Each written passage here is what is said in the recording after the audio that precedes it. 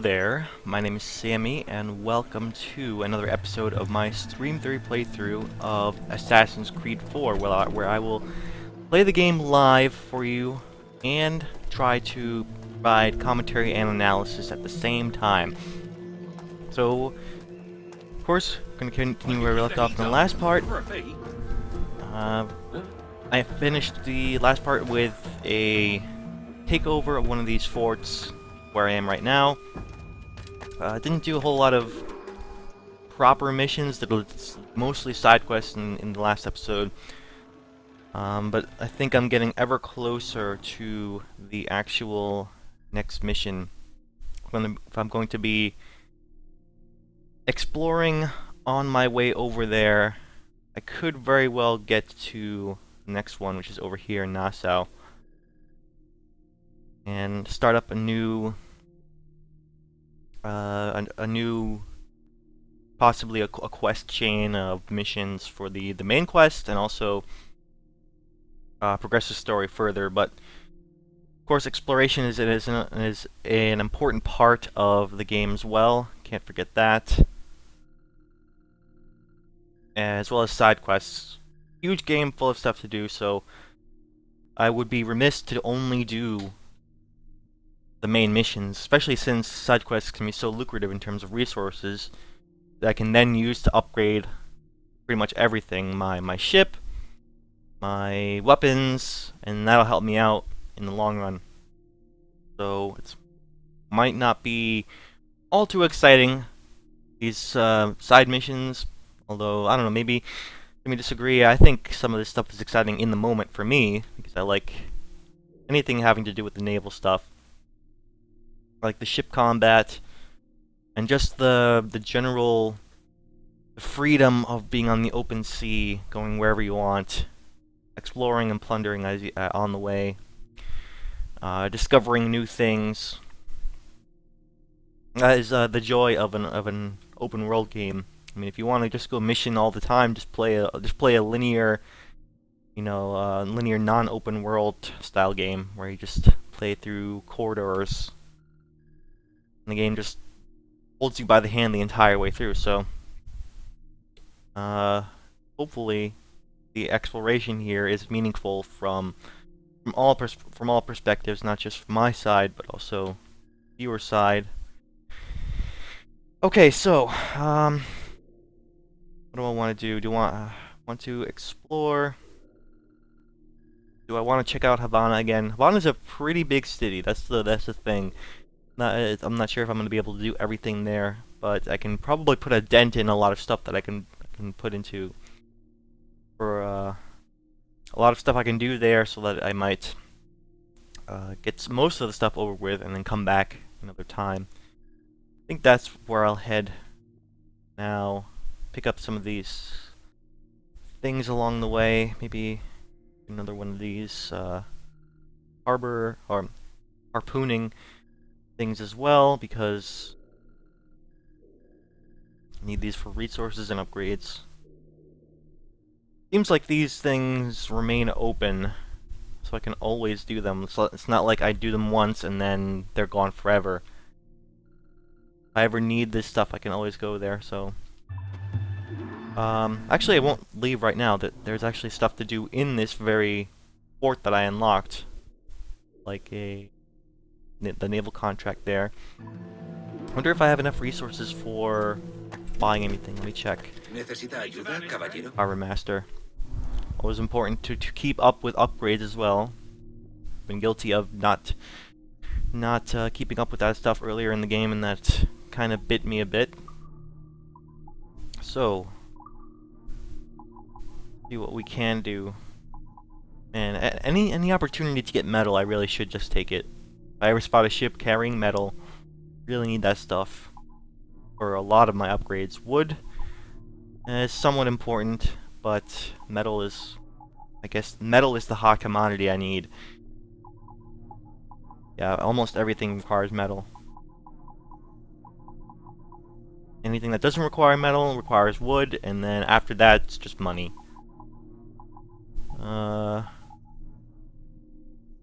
I have 13,000. It's pretty expensive. What else I can do? Diving bell. This massive steel bell traps large amounts of air, giving divers access to. So this whole diving, the diving side quests, like this has been puzzling me for much of the game until now. I mean, it seems like we're pretty significantly in the game. So it's really strange for me, at least, to see something like this that has not been introduced, or is just not even approachable at this time. The whole diving system. There are areas on the map related to diving that I can't actually do yet, and there's a certain part in the story that requires me to experience before I can actually do any of the diving side quests. Really strange thing. Normally, you get at least a dry run in absolutely everything the game has to offer, at least within the first quarter of the game. That way, you don't run into things in the map that you can't, that are blocked, that are gated to you. That'll just say a message that says you can't experience this yet. You're not at the point in the game where you can go to the side mission. Although there is something to say about games that stagger certain types of missions throughout the game, just to keep up the variety throughout, rather than just front load everything. So I guess it's a give and take. But in an open world game, it seems strange because you're very likely to hit those walls early on.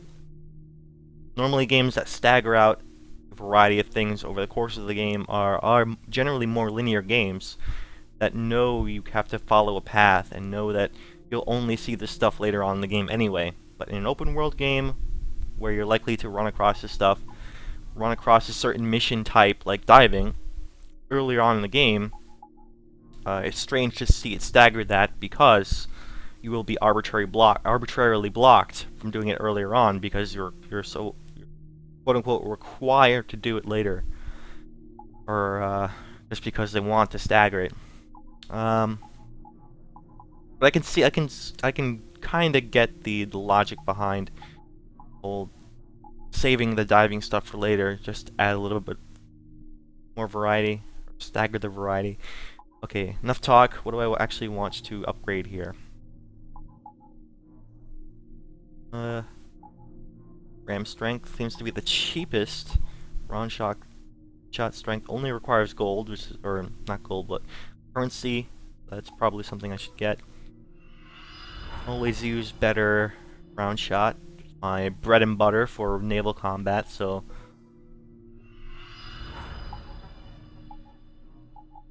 full armor is pretty important. Broadside cannon's pretty important.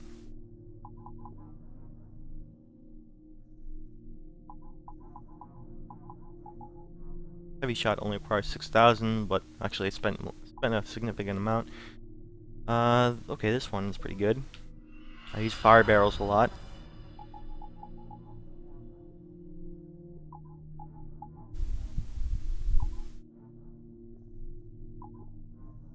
Okay. I think that's enough upgrading for now.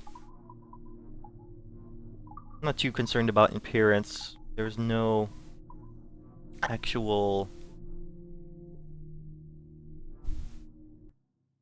there's no real gameplay benefit to doing this stuff. It just uses up resources that I could otherwise put into into upgrades that can actually do something. So I don't know about these whole aesthetics.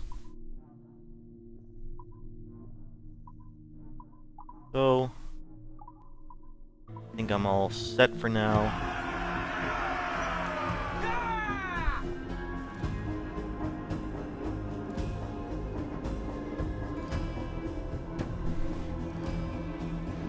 So since I haven't really made too much progress in the story, I'm not sure if a story recap is all that necessary just yet.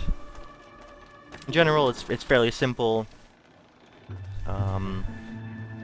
As a pirate, Kenway here has made some run-ins with both the Templars and the Assassins, and he's kind of been swept up in in their war against each other, I guess, in their ongoing war against each other.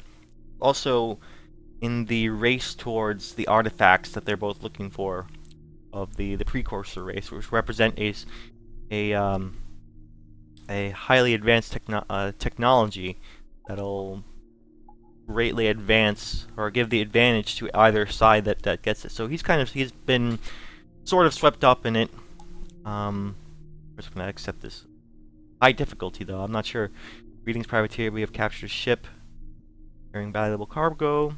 Spanish do not agree with this assessment and have vowed to take it back, protect the ship, and you will be amply rewarded. Oh no, it's to protect the ship. I'm not sure. Not sure about that. That's why it's so difficult. It's essentially an escort mission. Alright, I'll give it a shot. So he's been swept, Kedway here has been swept up in the race to a certain artifact called the Observatory. We're not really sure what it is or what it does. Also related to that is, in order to actually find the Observatory, or related to finding it, is to find a person called the Sage. And his own interest in this is mostly just monetary. He's a pirate, he just wants to get some rewards. And I think the assassins are going along with him because he happens to have the assassin sight in him as well. He has that eagle vision that is common among the assassins. So they're like, well, he's basically an assassin, even though he's not really aligned with our interests totally. They have made a sort of, they've made an alliance in that regard. Okay, so missions, the fleet, that stuff out of the way so that stuff can go on while I'm doing all the rest of my missions here. Check what's available now. I have actually no resources. Any of this stuff.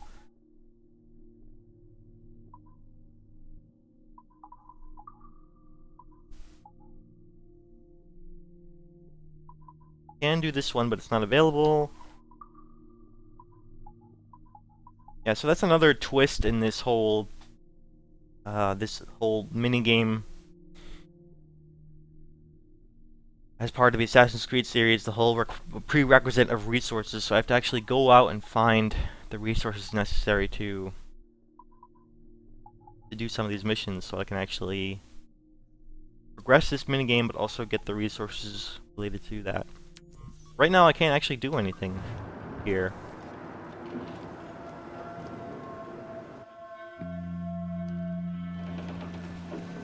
Maybe I just need to do more plundering and get more resources for doing that stuff. So from that point, it's actually interesting to see just how interconnected all these different facets of the game are. They've made sure that you have reasons for doing everything because they are related to other side quests. So I don't want this marked anymore. I'm not gonna go here just yet. I'm gonna try to do this mission, even though it's supposedly hard. See how it goes.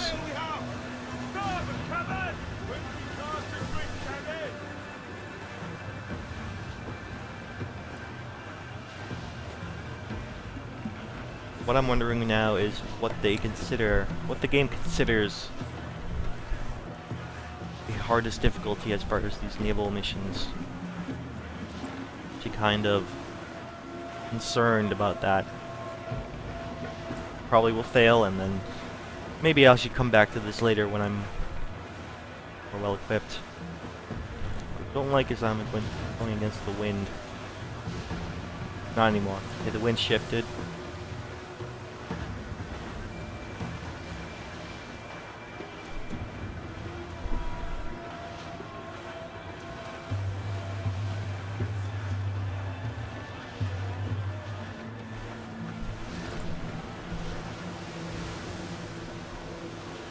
Okay, so what's now here?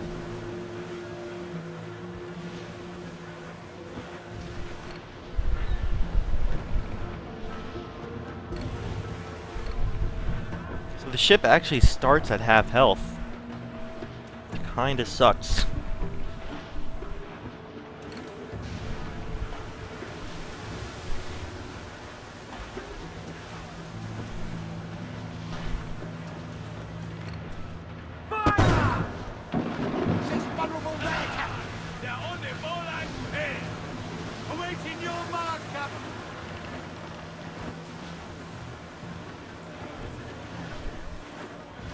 Alright, so to pick the ship, these guys over here.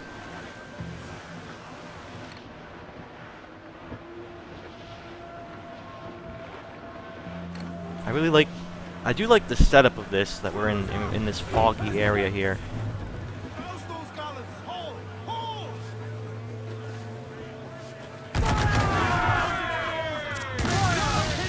It's difficult to actually see the approaching ships.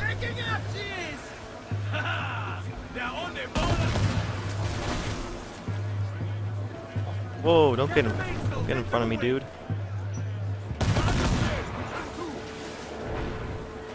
Yeah, I'm mortared then. Oh no, I'm out of mortars. Alright. It's the hard way then. Give the order, sir.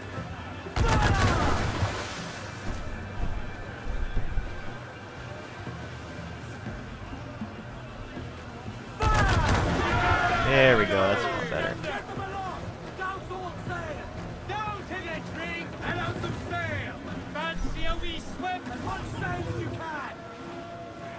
I know she's a good sailor. Now prove it, my trunks.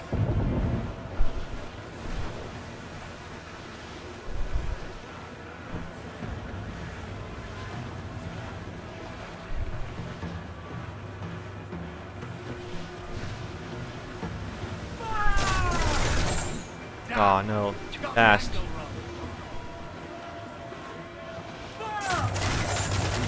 That's better.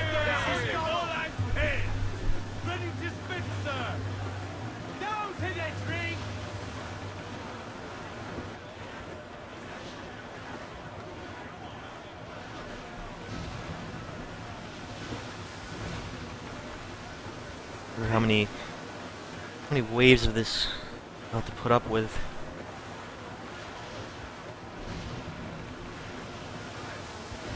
Seems interesting for now, but I don't know. This could very well turn around and become like really frustrating. Like we have these smaller ships here. Intercept those.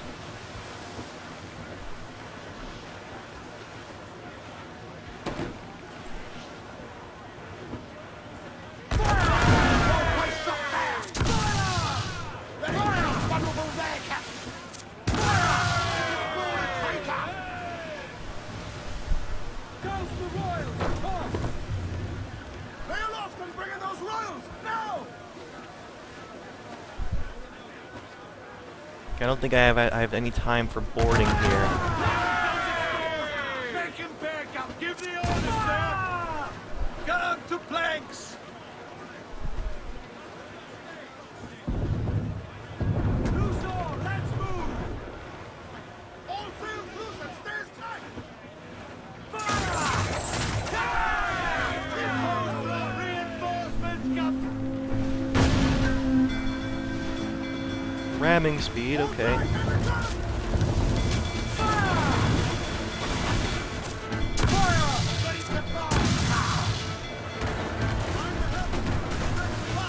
Incoming fire! Here it comes! Steady now!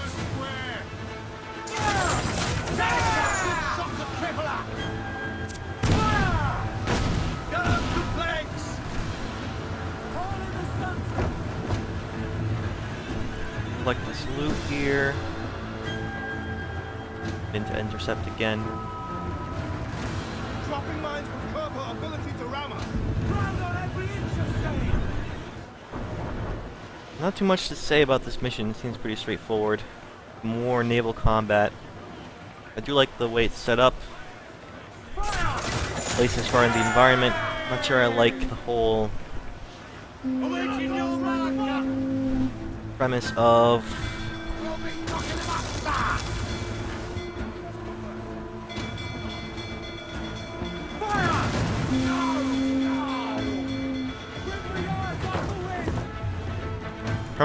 protecting this other ship here. Nobody likes a what do they call it? Escort mission, protection mission.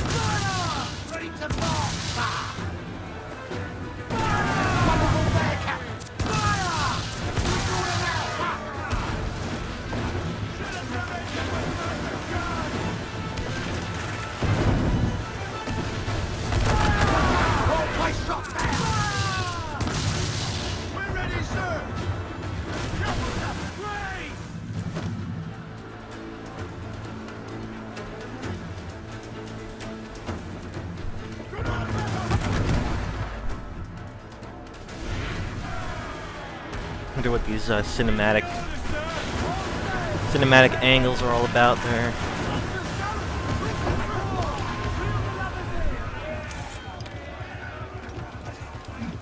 Not sure what they actually do.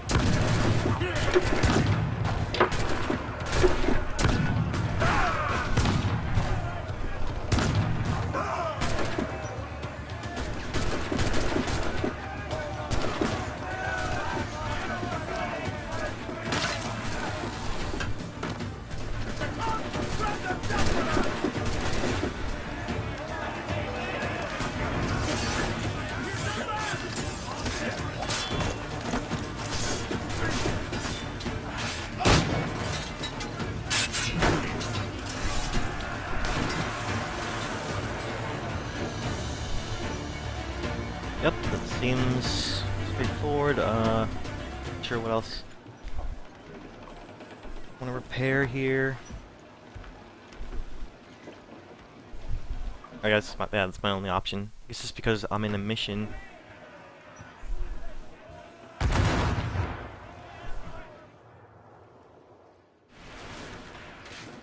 And let's see, there's one more. The only reason I want to board is because I get all the resources with those ships, opposed to half the resources.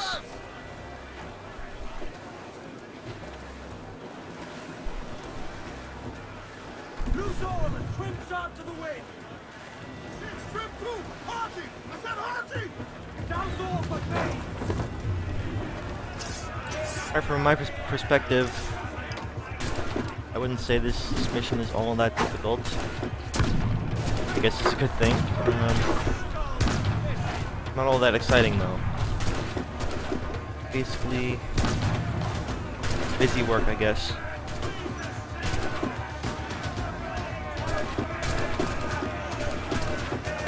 Oh, whoops. Get up top. Easier to do an assassination that way.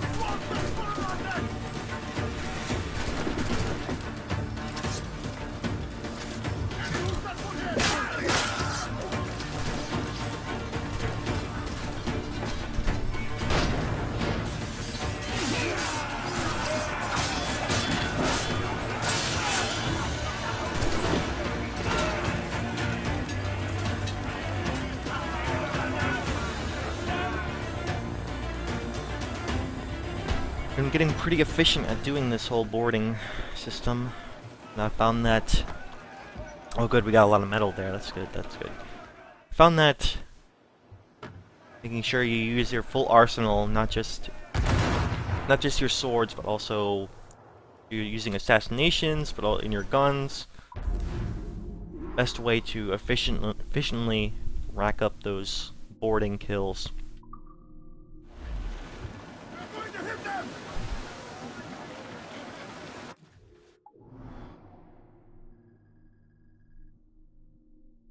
Okay, so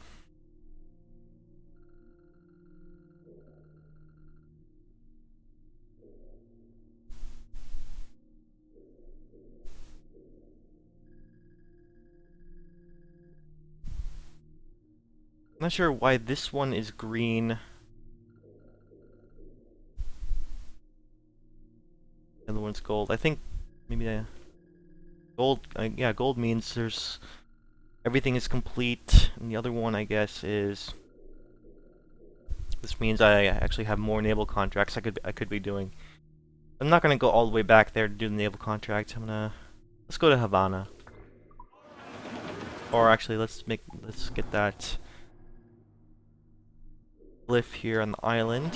Loose and catch the wind. On the way there. Sail off on the fore, come on! Tops, gallants, royals, studs! Check those royals!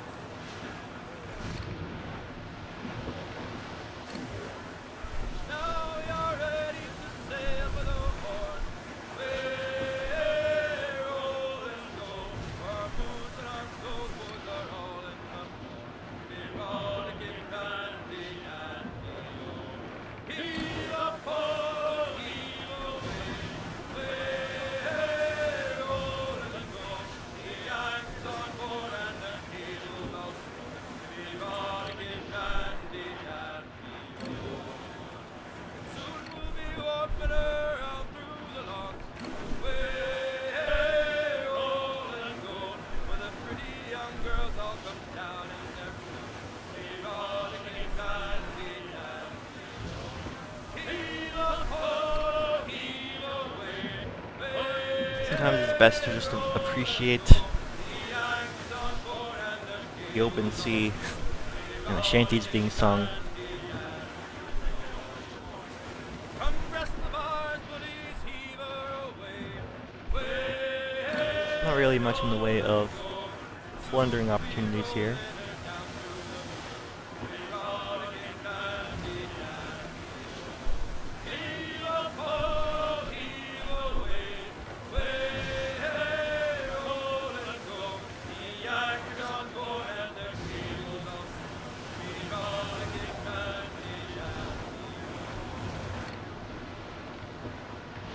That would be... I like how captured forts defend themselves from enemy ships. I'm actually wondering about these forts. Is Edward the one who like governs those forts, or did he just aid in their liberation? I wonder what the whole dynamic is there. Like, who runs the fort now that we've liberated it from whoever controlled it before? I'm assuming was Templar. Are they now controlled by assassins? I mean, that's not all that clear now.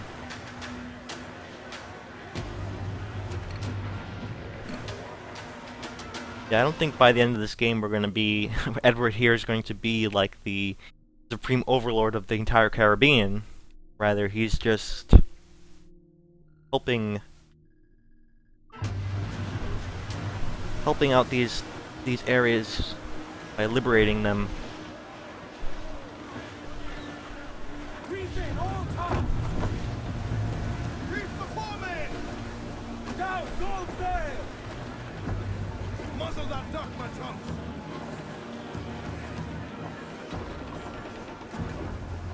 Pick up this glyph real quick. Get on to Havana afterwards.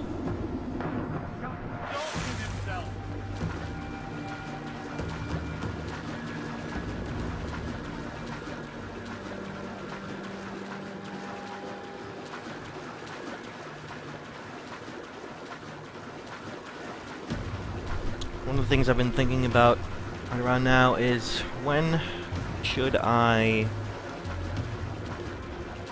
hop out of the Animus, or when will it be worthwhile to do so? Because actually, don't know when those like significant story moments will happen in the Animus. Make it worthwhile to hop out.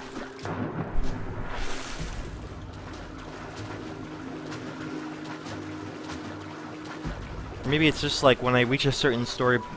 Yeah, when I reach a certain story moment with Edward here, I'll be pulled out of the Animus.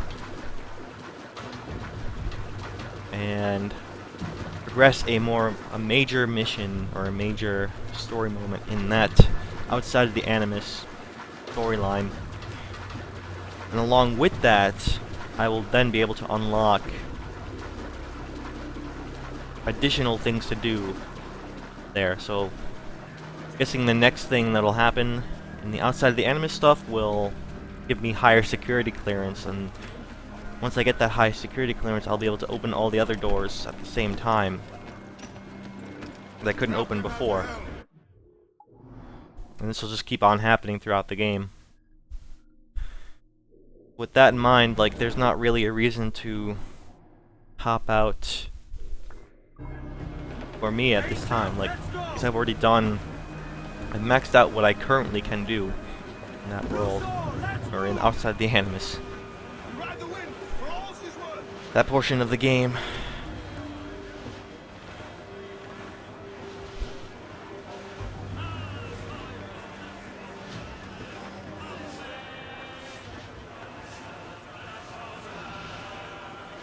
Also, another thing I just remembered to talk about, I wanted to bring this up, was I am trying to keep on top of working on the descriptions on each of the archive videos. So when I finish a stream, I then archive it from Twitch to YouTube. And with this series so far, I've also been working on making sure the descriptions of the videos highlight all the relevant talking points that I made during the videos. But that actually takes a while to do. Surprisingly long amount of time, almost probably about anywhere from half the time of the length of the video to the whole length of the video worth of time to actually go through it, because I'm scrubbing through the video to see what I actually talked about. And the reason why I'm doing that is because this is a live show. I want to make sure everything I'm doing is off the cuff. Like, for the most part, everything I'm saying and discussing is completely improvised, and I am actually reacting to the game on the fly. I believe, like, that was the whole point of this series to begin with. I don't want to have any prepared material. Well, I wouldn't say any of them. I would have some prepared material. I think a certain degree of prepared material is fine. But in general, the whole point is to react to what I'm seeing on the fly, and to try to accurately gauge my first impressions of everything in the game. Well, that's actually why I can't just have a prepared description for each video, because, like, I don't know how long I'm going to talk about certain things. In general, like, everything I talk about is unprepared. It's something I've decided to talk about right then and there. So, with that in mind, that means I have to go back to each video, rewatch it myself, and then just pick up a lot of random stuff while I explore here.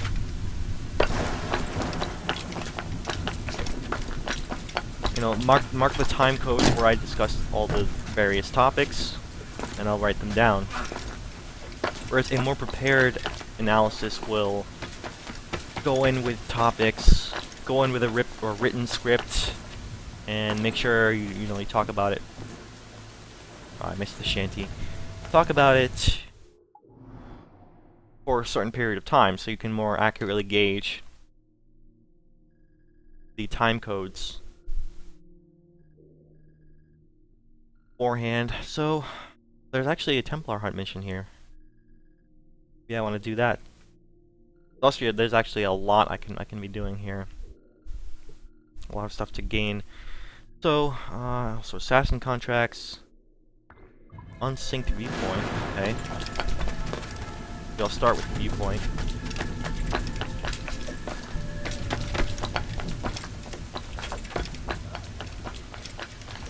So the point of me discussing that right now, discussing how I do the descriptions for the archives, and in general, just what I do with the archives after I upload them.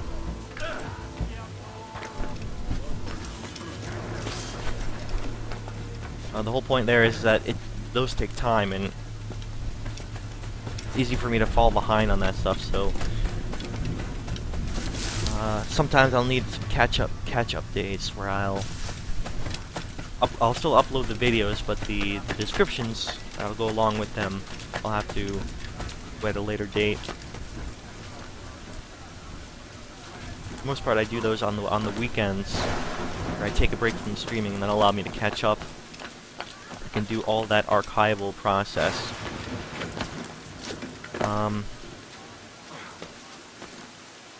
To be clear, when I put up the archives, I put them up directly after I do the streams. It's just the descriptions that I can fall behind on sometimes. Alright, so sync point. Let's try to get as much done in Havana as possible.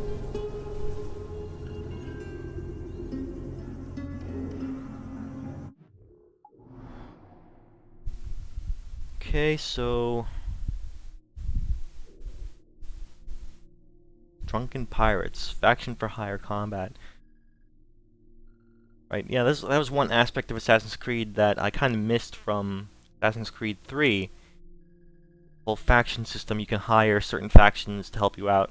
In this case, like we're looking at, you can hire a group of fighters to help you deal with stuff.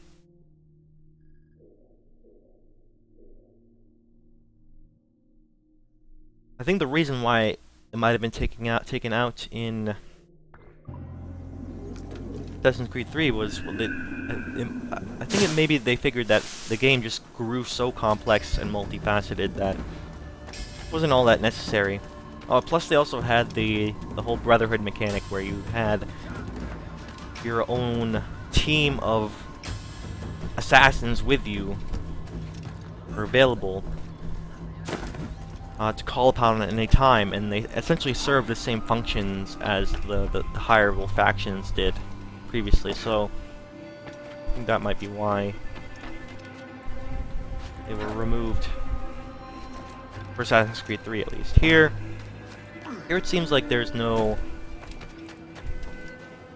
you don't have a Brotherhood of assassins anymore, so I guess that would be a reason to bring back the factions, because you don't have something that replaces their functionality. Alright, here's the shanty. Oh no, it went the other way. Wait, climb up, dude. That's kind of a... well, it's gone, okay. Come back later.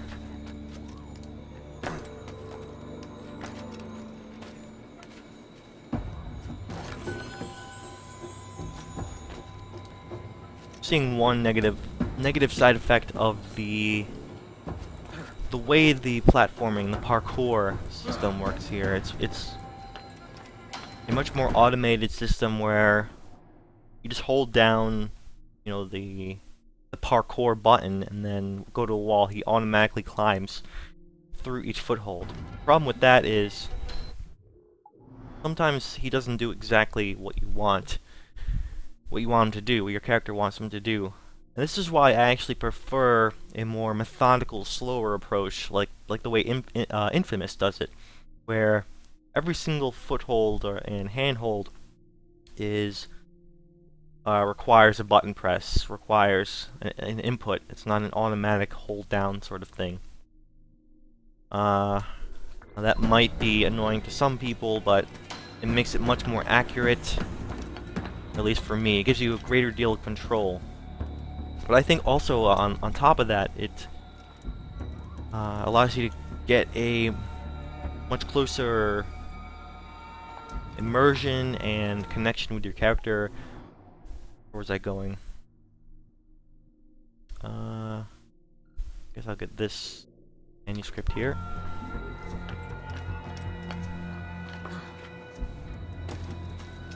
Like, you feel like you are...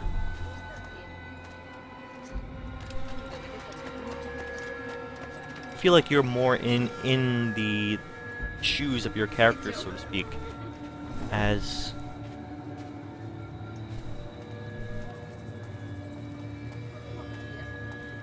because you are in more of a direct control of your character's... of the avatar of your character's hands and feet as you're climbing. And if it's more automatic, then it feels like your character is doing the... your character is making the decisions. So we're seeing there where it's like kind of a problem for me.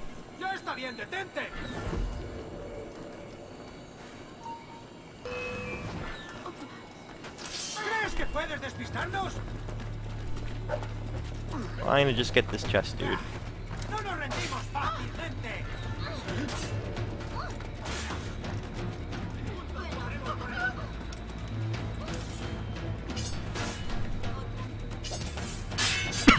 I'll just do, try to do non-lethal combat here.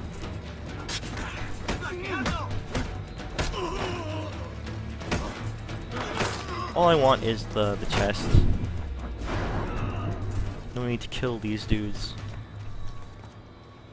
I tried to do it a little bit more discreetly, but apparently there were like a billion guards in here. Not much you can do about that.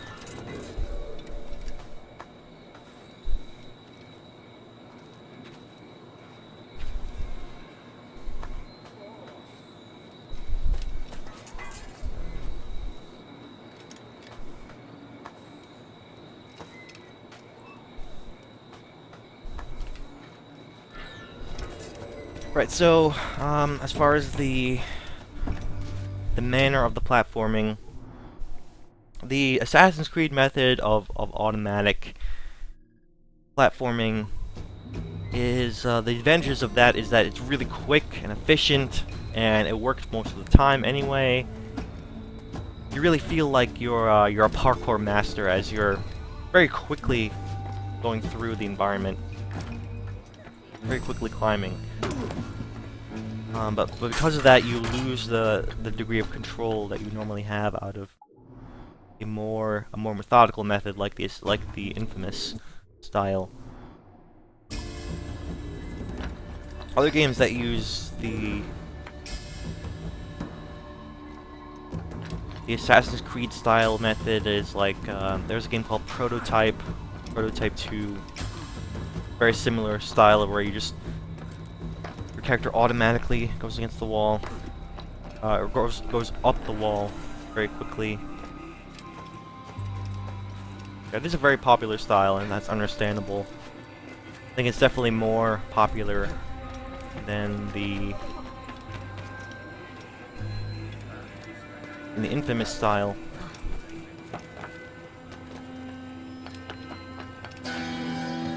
I think that's because it just looks better. It's better for an action experience. It's much more conducive to like excitement and thrill. It's like it looks better in demos and stuff. But I think when you're in the feel of the game, when you're actually playing the game and you're in the shoes of your character, I prefer more direct control over your character and feeling every handhold, feeling the slower, more methodical pace of a controlled parkour experience. Alright, let's closer to the assassin contract, I'll do that one then.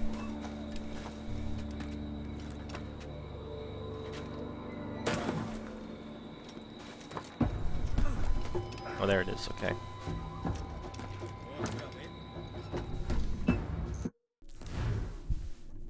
A privateer working for the Templars as a fence is believed to be hiding in Havana's poor district. Locate and kill him.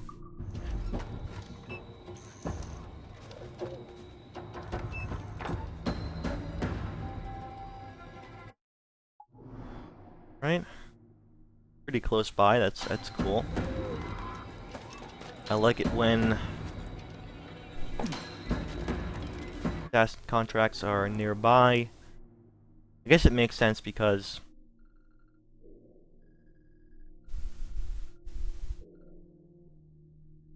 I actually have an ongoing assassin contract from, I think from a long time ago that I never finished, I suppose, I don't know.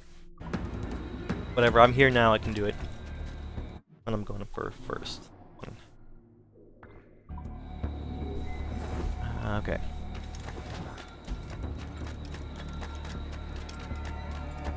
¿Otra vez el maldito gallego? But if I have to say, the number one thing that I miss in this game that were in other Assassin's Creed games was that whole Brotherhood system,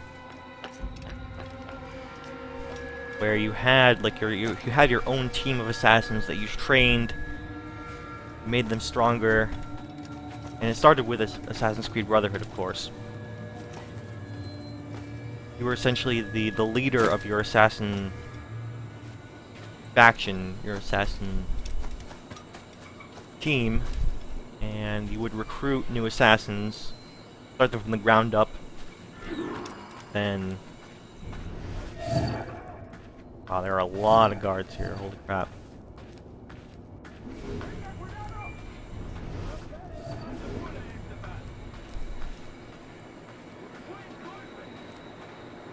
Okay, so this seems like an obvious way I can do this. Hire these, courtesans. That'll help me get to my target. Was he? Okay, there he is.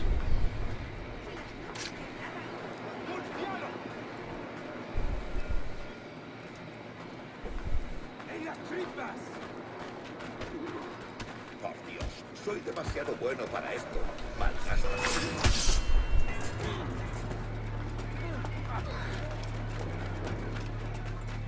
Basic, quick, in and out situation.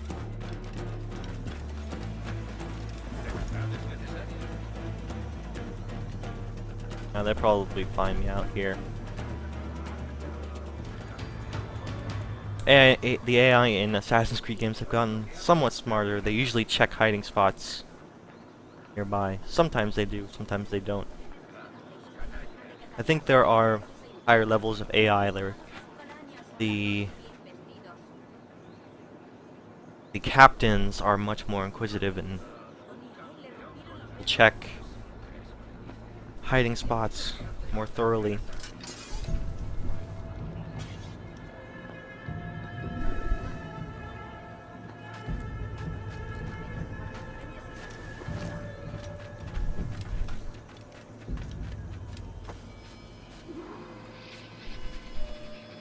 So this is another assassin, can do this in here. Okay. We have this outstanding assassin target over here.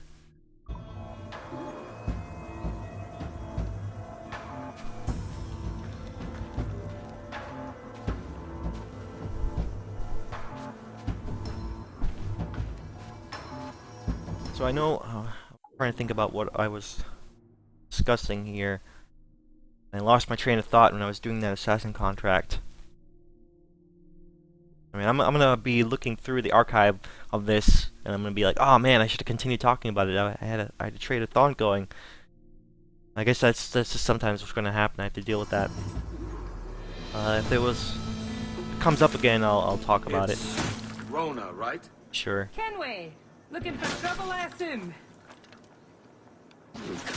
So you haven't lost your charm. And you're still boozy as a swill tub. What do you want? I've come to warn you. Your life's in danger. Aren't you the crafty one? Whatever gave it away? Possibly I had a hand in selling a sensitive document to one of those Templar chaps you're so fond of. Congratulations, your mission was a success. How can I make amends? You sober enough for target practice? Anything for a lady. Help me kill these men.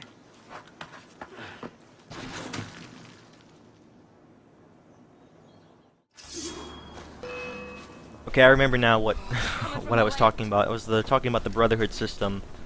How that was the one thing I missed in this game. So I do appreciate that this game has the naval combat system way more than the other ones did, than the other games did. It's just like this is the chief reason, or the chief new thing that this game offers that other games don't.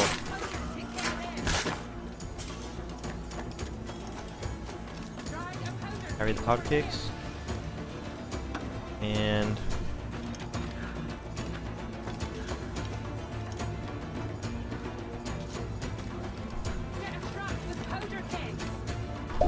okay, so I'm supposed to be setting traps.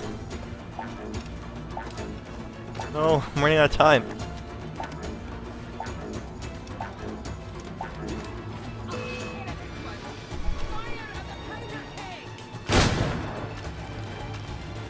Oh no, no, no. Missing it. Yeah, this didn't work out.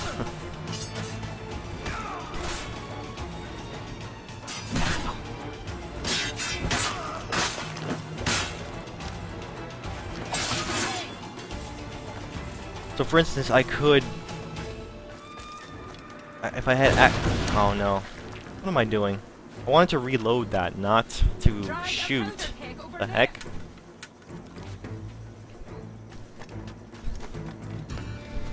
That was my bad. Okay. So, if I had access to the Brotherhood mechanic right now, I could call in assassins to help out.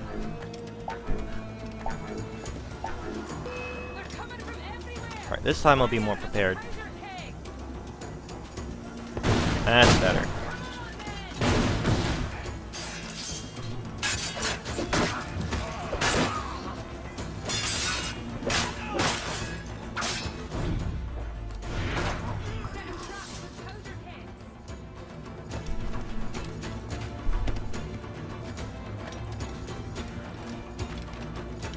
Okay, so they can be coming this way.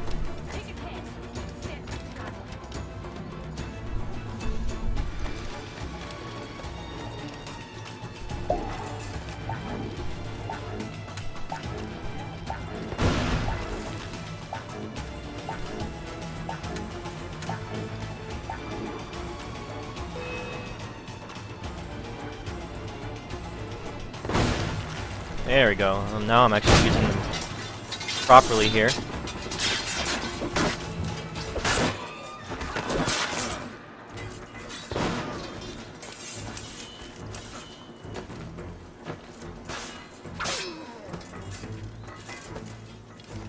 Where is he going?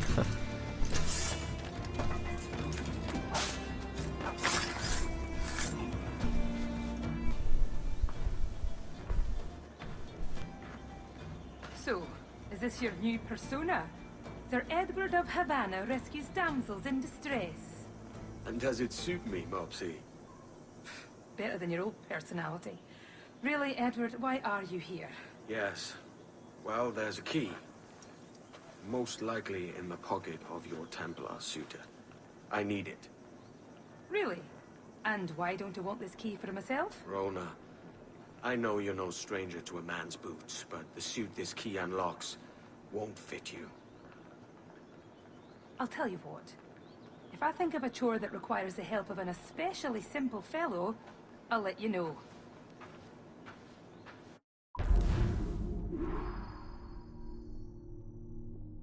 Alright, good Templar Hunt. Mission 1 though, so this is like a series of missions, just like the first Templar Hunt was. I really enjoyed the last Templar Hunt, so I think let's do these as much as possible. So before I continue with this, I want to finish my thought on the whole Brotherhood thing. So I guess the cost of having a robust naval system where you're on ships and your ship combat, means of travel, and it's usually incorporated in the game. The cost of that is the whole Brotherhood system. And I guess that is a fair trade because they're both really good. And this game is just more focused on the naval stuff. If it had the Brotherhood stuff in it as well, it would be just a little, I think, possibly too complicated and too multi-focused. See, like a jack of all trades, master of none, for instance. So, like, there's just barely any reason to have a Brotherhood mechanic in this game because it's mostly because of how often you're out on sea.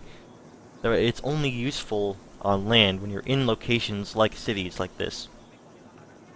So it made a lot more sense in Brotherhood and Revelations when those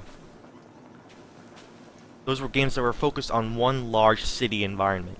So you always had access to your Brotherhood team anywhere in the city. So we actually saw the flaws of that in Assassin's Creed 3 when you had multiple city environments as well as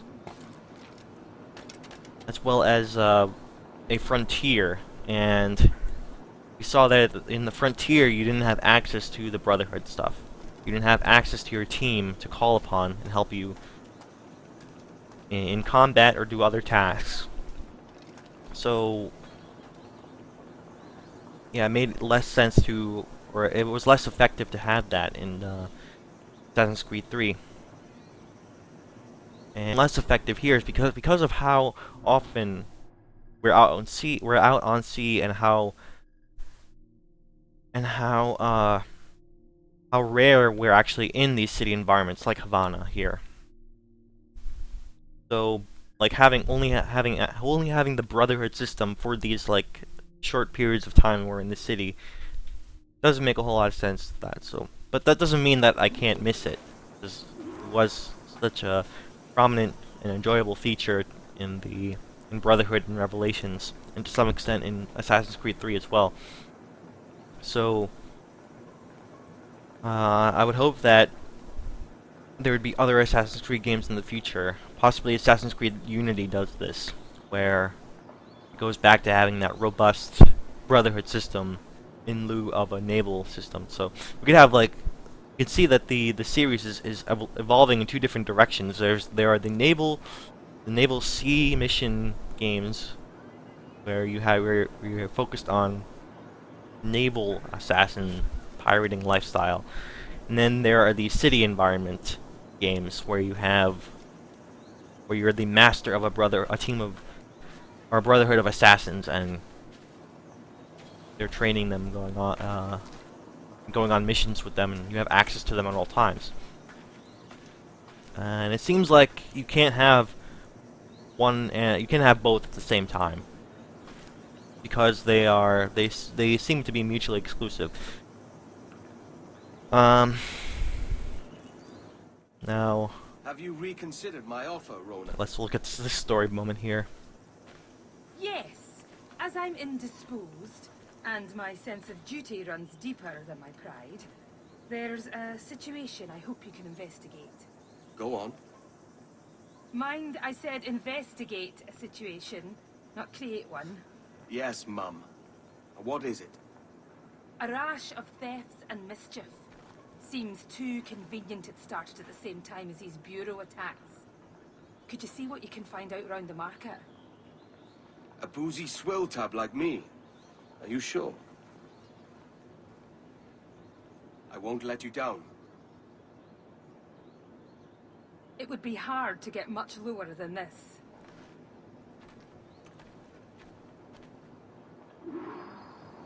Alright, sounds like we're probably going to be doing a tailing mission or whatever.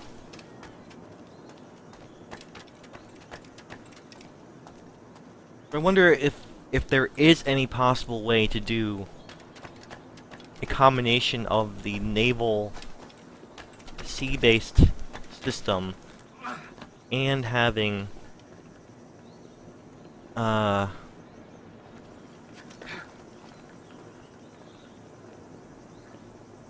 just checking on the stream here, making sure we're still going. Sorry about that. I wonder if there's any way to effectively combine the the Brotherhood system and the naval ship-based systems. Like, you could call your band of pirates out on sea and they'll have their own ships. And they can do various things out on sea, but when you're on land, they'll have different functions. It would be very complicated, but it would be the best of both worlds.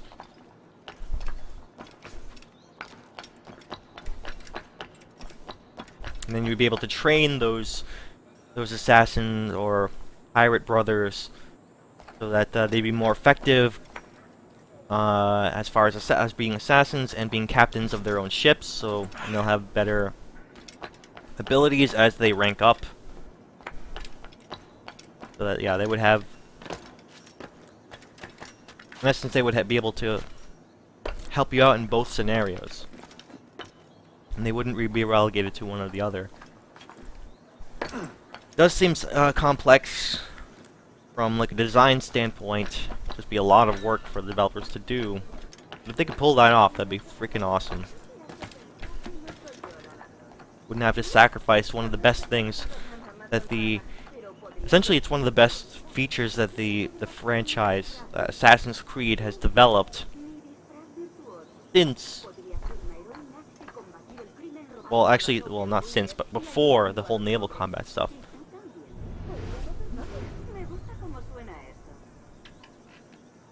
Okay.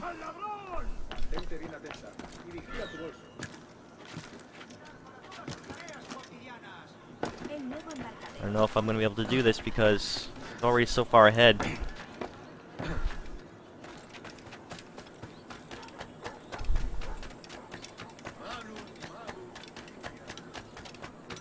Will I be able to catch up? Probably should have done this a little bit closer in the market.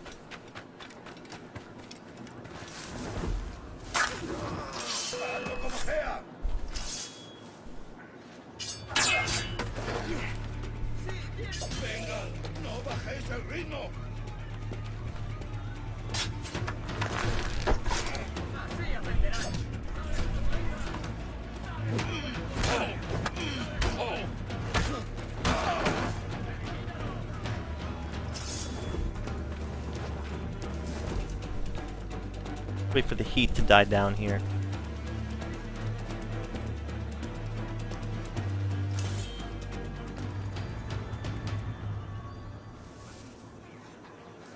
Like, imagine in this scenario being able to call on one of your assassin brothers to like distract them and get them out of get them off your tail.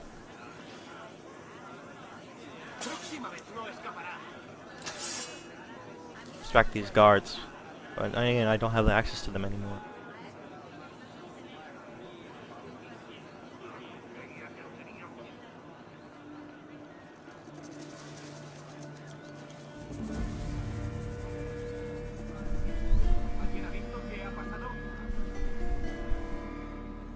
Okay, it's a long time to wait for these guys to lose interest.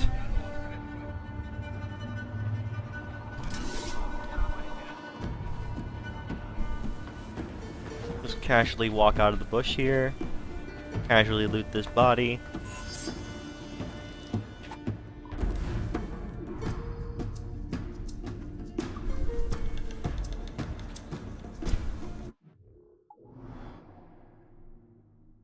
Okay, so I'm really close to that other assassin contract. I think I'll do that one.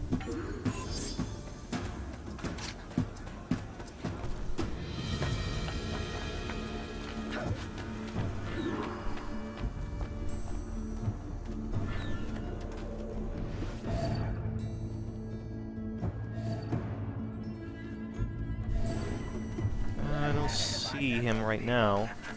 I can actually make use of these sleep darts here.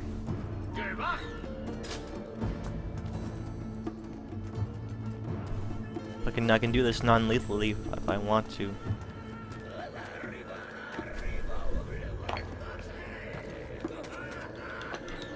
Rock out. There he is, okay. Got him.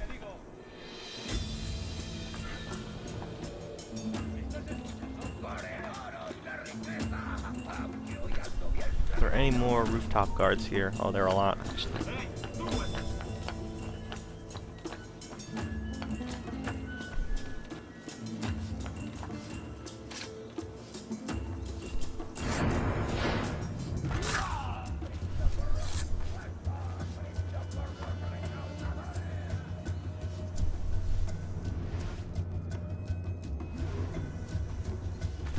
Wait, was that not him? I thought that was, I thought he was in gold. Or maybe there are multiple targets. What?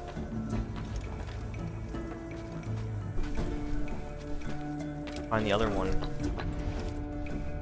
Okay, there's the other one.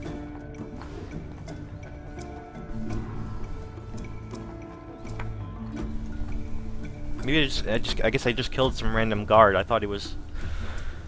But for some reason that guy was the target here.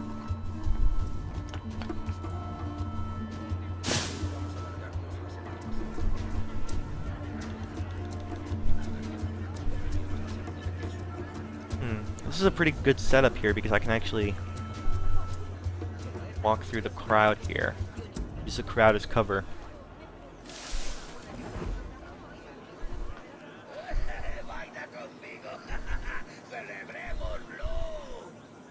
Casually blend in.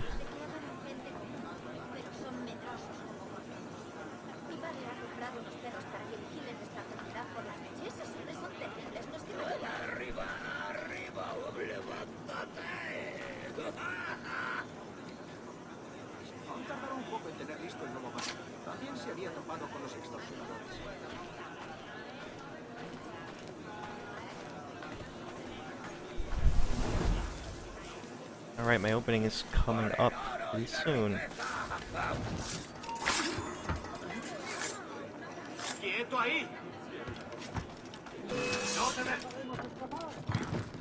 And a quick escape out of here.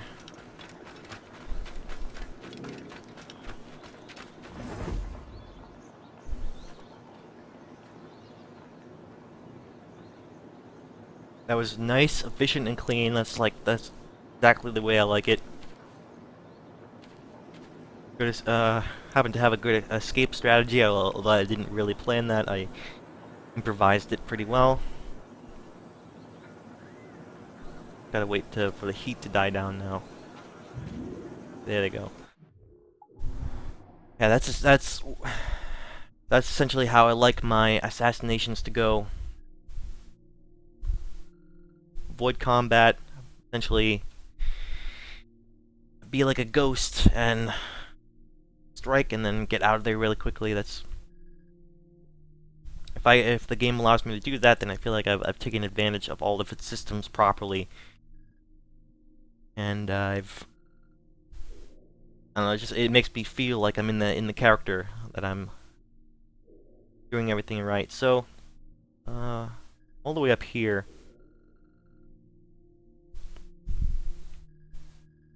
Let me do more of these Templar hunts, I guess. I'm probably not going to make it to Nassau here, but we'll be doing more of these Templar Hunt missions.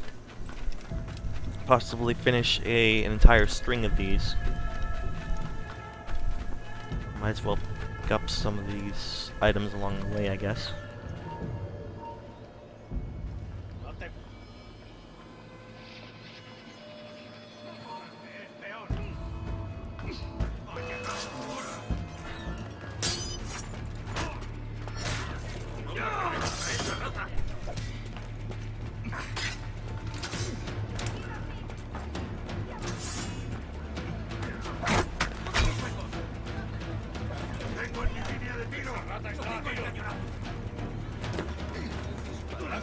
Alright, there's the chest.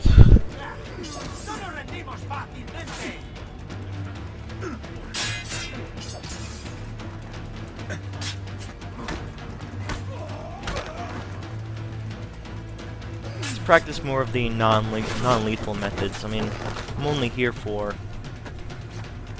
Freaking manuscript. Nobody more needs to die.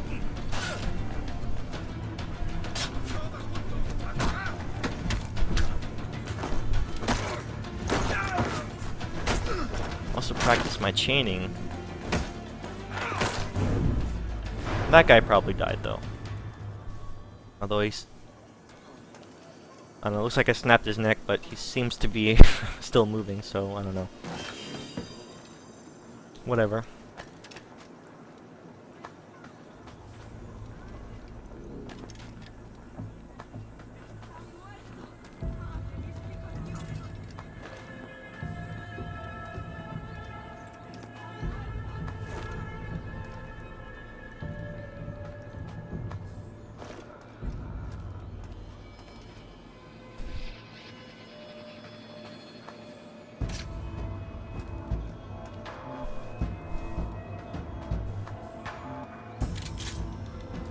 Okay, so chest over here.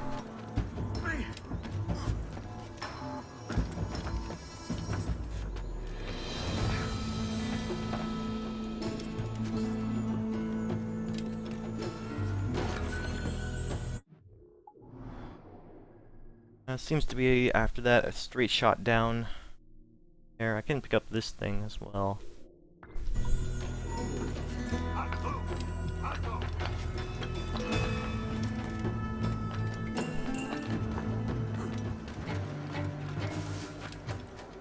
Right now it seems to be the case that when I'm not doing a whole lot of this city-based gameplay, that's when I miss it the most. So it's like, I actually feel really good about doing all this stuff in Havana here. More traditional Assassin's Creed city style parkour and missions, combat.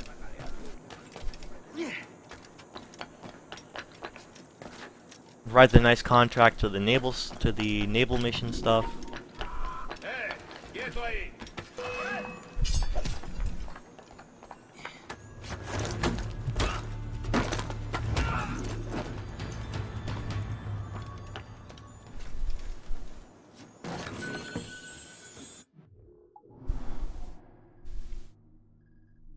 But then, like, once I go back to a game where there's no naval stuff, it's like, same old cityscapes. So I guess, like, when it is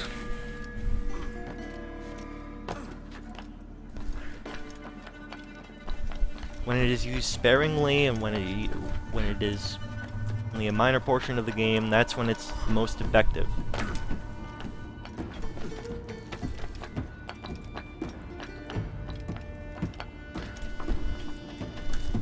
I guess it all comes down to a balance, right? This is a primarily focused on the naval, sea-based combat and overworld. Like, the primary overworld here is the Caribbean Sea. Everything else is extraneous levels attached to that overworld, that main primary hub. So from that perspective, it's like all of the city-based missions feel refreshing just because of how they're not overused in this game. And they provide a nice contrast to the main sailing portion of the game.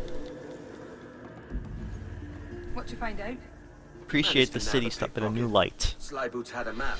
Something about storehouses and gunpowder. I did some research too. It's clear as day. The whole operation's run by that Templar scoundrel Hilary Flint. That's the same name from the map. He's using pickpockets to run an arms race. Against who? Me. He's in the lead, I take it. Yes, but with your map, we can destroy his weapon stores to catch up. Let's waste no time. Alright, so Ignite the Potter Reserves, interesting.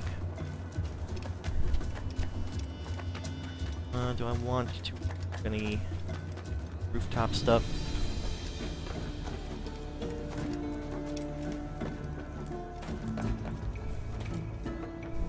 can he climb up this roof? Okay, there we go.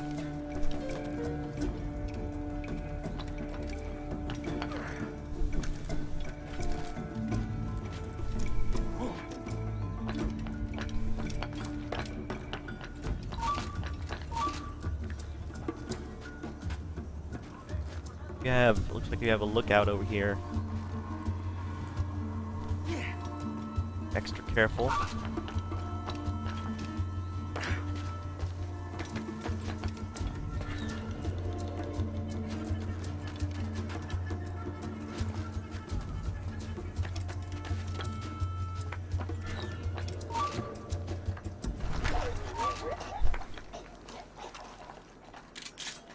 Where are these sleep darts? There you go.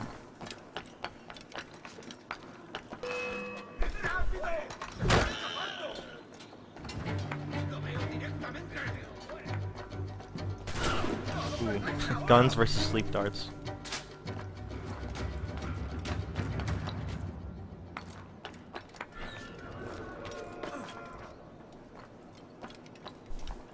Well, that's a shame. Tried to do this non-lethally, but occasionally they're gonna fall off the cliff. Podría darle entre las cejas. El cinturón está a tiro.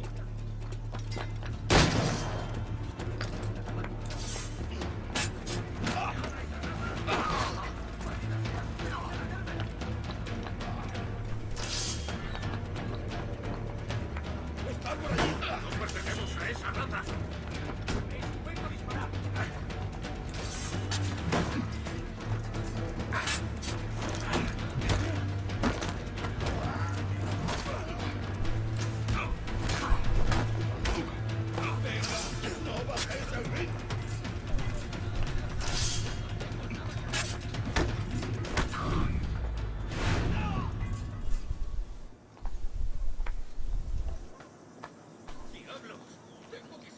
I'm pretty sure that there's a limit to how non-lethal you can be as an assassin here.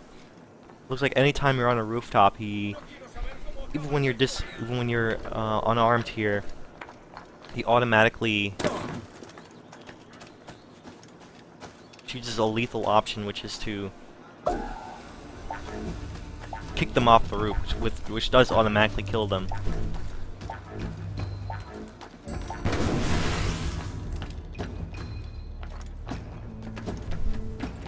Next time I'll try a more stealthy approach. That was just the first try.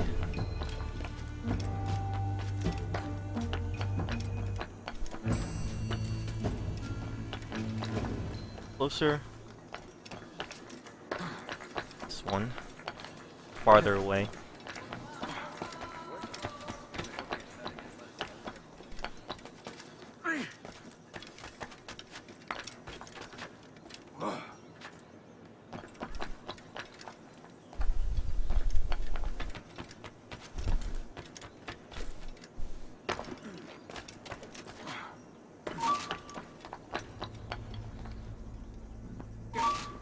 Oh wow, there are tons of lookouts.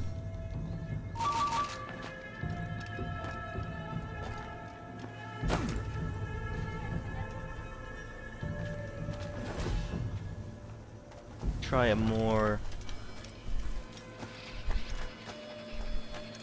surface-based approach.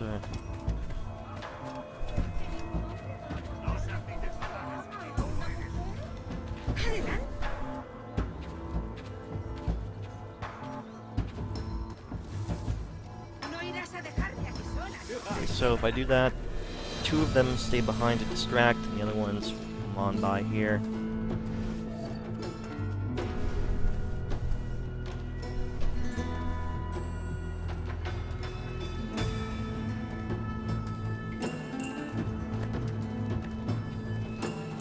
I'll send them to distract now.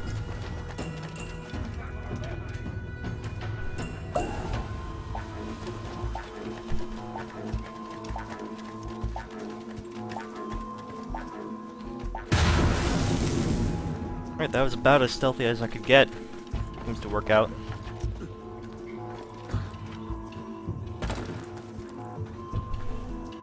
Okay, next one.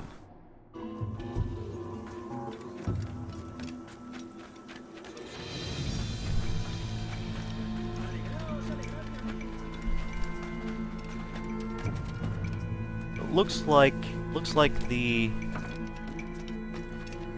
rooftop approach in these missions not the best approach because they have tons of lookouts.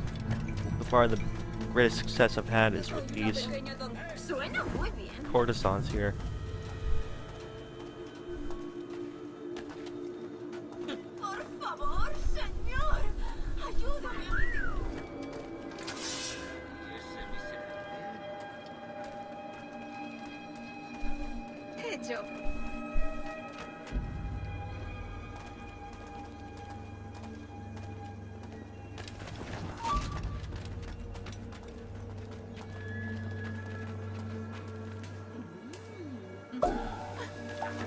Alright, let's get out of here.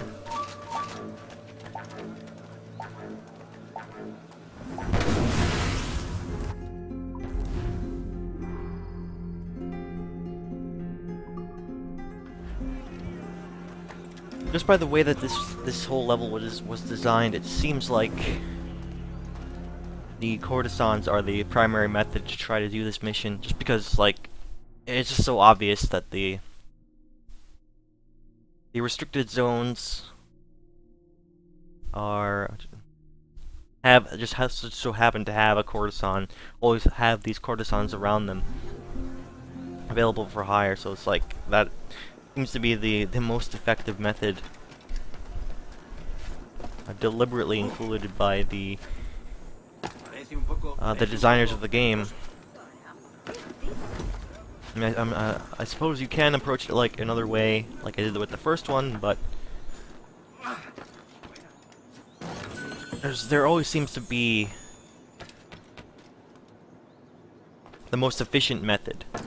Like, I think that's the main problem that developers have to deal with when trying to offer multiple ways or multiple pathways through any given mission, is that what happens is usually one of those options is always going to be, well, not always, but yeah, usually, I'll stick with usually. One of those options will usually be the most efficient method, and like as soon as the player figures that out, then you automatically just go to that method every single time. And then essentially the whole variety of options, variety of approaches are a moot point because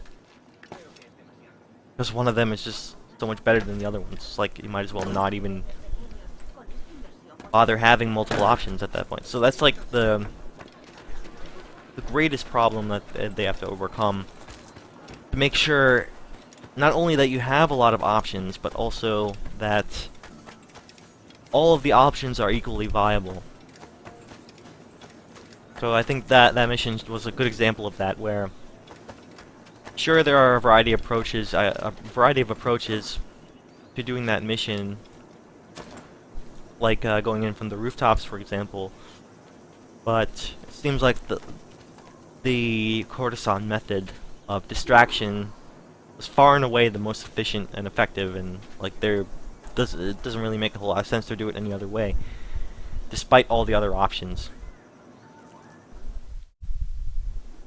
Edward, we've reduced that Templar cad Flint to a fraction of his power. The only thing standing between you and your key now is Flint himself. You have an approach in mind? I'll engage him in combat, and you circle around carefully, and, well, you know the rest. Suddenly squeamish, Rhona. Can't quite bring yourself to kill him. Of course not. I just don't want you to feel like I'm telling you what to do. I think that injury must have left you with a touch of fever. Can we go now? Let's. Oh, he won't be hard to find. Cheeky bastard. Strutting about like a cock of the Looks walk. like this will be the last mission in Admit it, this Rhona. Templar Deep Hunt down, you like the walk of that cock. mission I can chain. arrange to have you and Thumbikins if Floggin's too kind, anyway.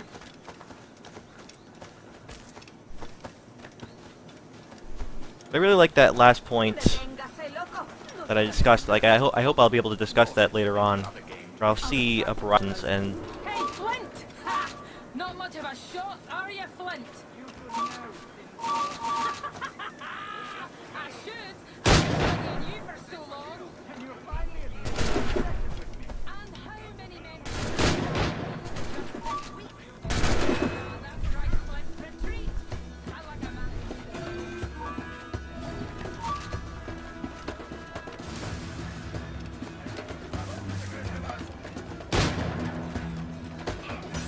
oh, wow, another AI that tackles me.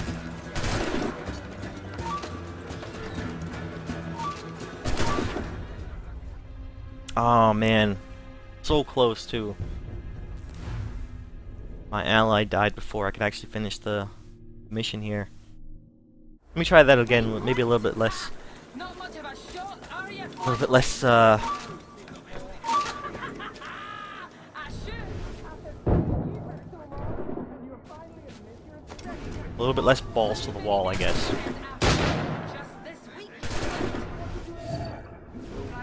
Try, getting him from here, You're a pig. rather than going for one of his guards. Don't be Yeah, that I works. knew we were Okay. sent in fire, Way better. but I always thought our positions would be reversed. I should have died happier, knowing there was one less assassin in the world. What a pity. I could never fight together on the correct side of things. Would, you two like a moment alone? No. It's too late.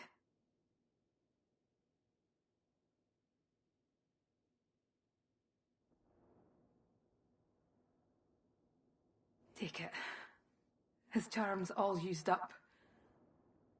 Let the memory of him be locked away for good.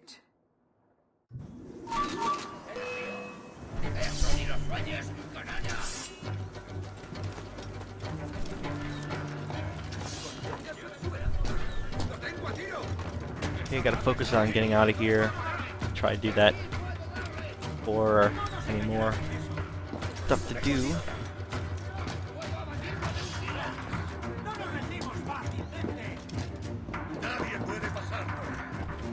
Is there any of those open windows anywhere? Trying to keep an eye out for those. Let me climb up on here, go. Get out of the way, dude. Let's use one of these.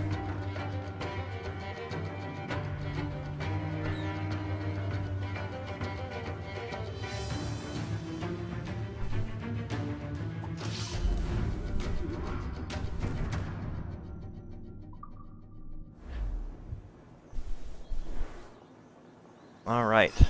Mission done. I guess that was another example where there was a very clear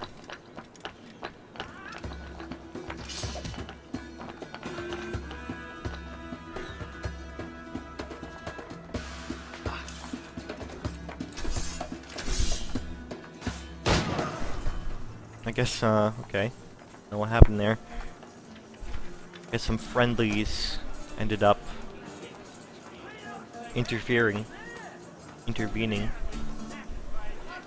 I'll take it. Alright, so that one mission there was another perfect example where there was a very clear method to approach that was way better than all the others, just more efficient. Just grab one of those guns and shoot him from long range. Like, why would you do it any other way? I mean, any other way would just take longer and probably be riskier. So, yeah, there are multiple ways you could do that. Probably try and sneak around and assassinate him from behind, possibly, or go with a balls to the wall approach where you kill everybody. But that you know, one shot, one kill approach that I ended up using was, you know, clearly seems like the way to go.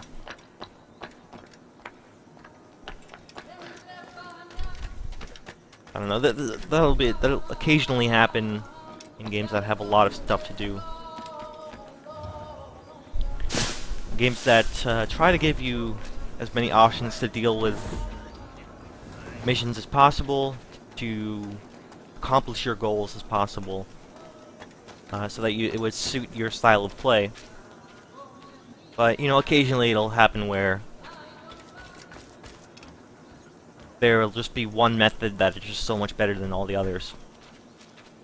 And I guess sometimes that is an unavoidable consequence of having a variety of things to do. Sometimes you just can't keep track of the balance of those methods and how they fit in with all the various situations that you construct. So, yeah, I guess that is an interesting issue that comes up in games that offer you all these varieties of playstyles and methods to accomplish your goals.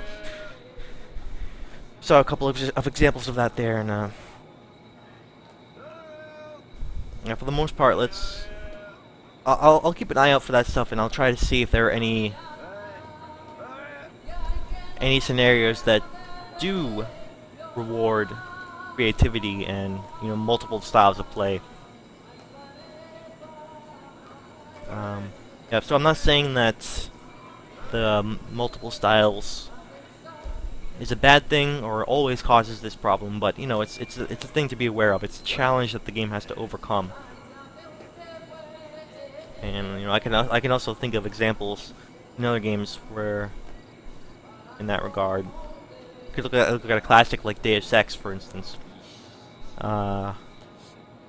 Quick example, because I'm more or less done with this stream. I think that's a good point to end the stream here. So I'll do a quick example from Deus Ex, in that, like, say your upgrade paths in Deus Ex, you have various different skills you can put your experience points into. However, as you play the game, you'll see that there are very obvious skills that have basically no use in the world, and it is just most efficient to put your skills into a certain group of skills. And although it may seem like you have a huge variety of options, in reality, a fraction of those options are actually viable, or actually most efficient to use. Yeah, so that's a quick general example, and I think people who play Deus Ex will know what I'm talking about. Like, you don't want to put skills into swimming, because there are other skills you can cultivate that can accomplish the same thing and more. Alright, so with that, I think I'll end my discussion there. I might bring bring that same topic up later when I encounter it in the game, or I encounter more positive examples in the game. But for now, I think with that quest, I think good time to end the stream and this part. And next part, I'll continue exploring Havana, and hopefully get over to Nassau and continue the main missions there. So, if you tuned in, thank you very much for watching. You can watch all the archives of my series here over on the YouTube, which is youtube.com/YamsterSam. You can also follow me on Twitter, and you can be notified that way when I stream over username @YamsterSam. And yeah, if you like what I'm doing here, if you like the style of Let's Play that I'm trying to do, you can also follow me on Twitch. That lets me know that you know, that people like what I'm doing. And I'm not just doing it for myself, although I'm perfectly fine with doing it for myself. I have been doing it for myself for months. So with that, I think I will end it here. I will see you later.